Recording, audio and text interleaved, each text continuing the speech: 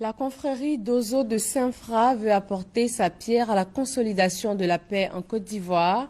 Les Dozo de Saint-Fra, c'est dans la région de la Maraoué, se sont réunis pour aborder ce sujet important. Thérèse Yoboué.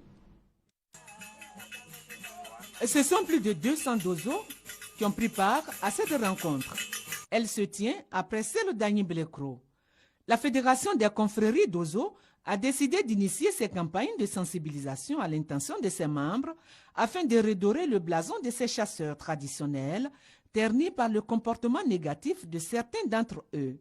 En effet, selon Amara Koulibaly, chef des Dozo de la région de la Maraoué, des membres de la confrérie ont abandonné leur véritable identité pour se prendre tantôt pour des agents de la police, des commandos ou des unités de combat, ou encore se livrant à des contrôles en érigeant des barrages, à des parades nocturnes, ce qui sont de nature à effrayer la population. Cette journée a donc pour but de sensibiliser les membres de la confrérie d'Ozo sur leur rôle véritable et le comportement qu'ils doivent désormais adopter dans leurs différentes régions. Amara Koulibaly a rappelé aux Dozo qu'ils doivent avoir à l'esprit qu'ils sont des représentants d'une science éditée depuis des décennies par des ancêtres et que cette science devra être préservée pour la future génération. Le chef des Dozo de la Maraoué a par ailleurs dénoncé ceux qui se livrent à des initiations anarchiques moyennant de l'argent.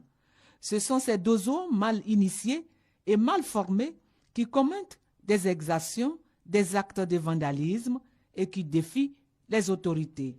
Au moment où la Côte d'Ivoire s'achemine vers les élections, les responsables des confréries d'Ozo multiplient ces rencontres en vue d'exhorter leurs membres à la retenue pour la préservation de la paix sociale.